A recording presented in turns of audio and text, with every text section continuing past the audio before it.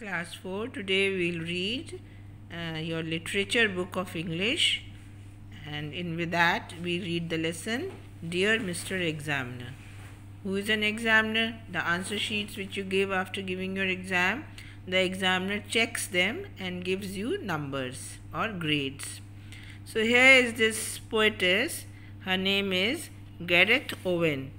So GarethOwen, Gareth Owen, who has written this poem.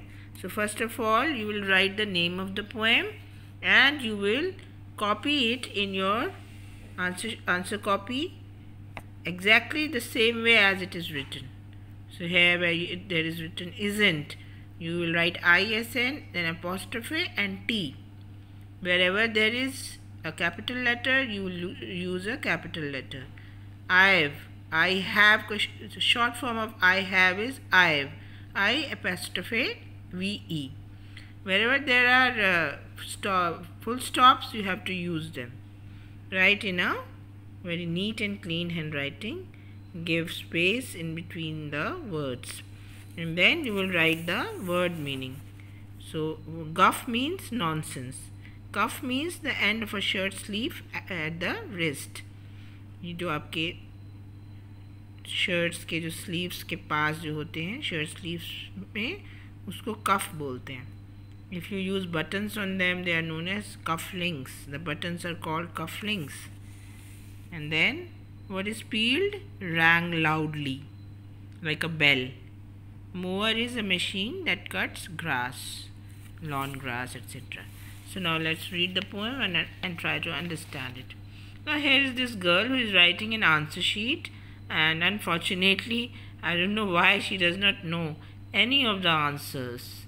So she is writing to the examiner about her plight and what's happening around her and all that.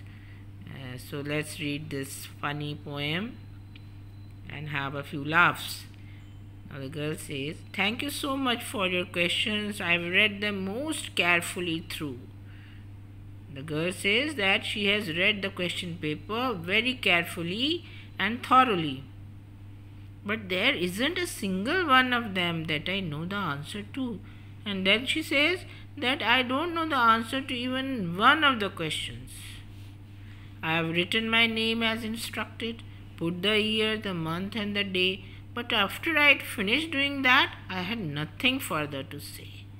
So the girl says, the student says that she has written her name, she has written the day, month and the year, that means the date, as has been asked her to do, that is she has been instructed to do, but after doing that she has nothing to write now.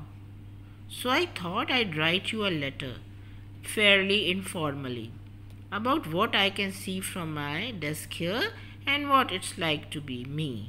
She says that since I don't know the answers, so she thinks that she will write a letter to the examiner in an informal manner. Quite informal means general way. So what she'll write about, that what she can see from her desk around her and what it is like to be herself. What is she like? So now she writes about Mandy. Mandy is her classmate who is sitting very close to her. So Mandy has written 10 pages, but it's probably frightful guff, and Angela Smythe is copying the answers off her cuff. So Mandy has written 10 pages of the answer sheet, and might be they are all absolute nonsense what she has written. And Angela Smythe, what is she doing? She is cheating the answers from her cuff, from her shirt sleeves. So that's what they are doing. Miss Quinlane is marking our homework. The clock keeps ticking away. I suppose for anyone outside it's just another day. So the invigilator, that is Miss Quinlane, she is checking her homework, their homework, her class's homework, and the clock is ticking away, the time is passing by, and she thinks that for anyone who is not in the room giving the exam, it's just another day like other days. There will be mothers going on errands, grandmothers sipping tea, unemployed men doing crosswords or watching Crown Court on TV. It says that see that others what they are doing, the mothers are going to do different kind of work, shopping, etc. The grandmother is sitting comfortably sipping her tea. Some men who are not employed, they are just doing crossword puzzles. You see them in the magazines and newspapers, crossword puzzles. They give you a hint and then you have to fill up the word. And or they are watching a TV program like Crown Court. The rain has finally stopped here. The sun has started to shine, and in a black garden in Sefton Drive, a housewife hangs shirts on a line. So it says that it was raining here previously, but now it has stopped and the sun has started shining. So in the Sefton Drive, it must be a residential area. So in the back garden, perhaps a housewife is hanging shirts on a line, or perhaps she can see it from her window that some housewife has washed a shirt and she is hanging them on a rope in which you dry your clothes. It's called a rope clothesline. A class flies past to play tennis.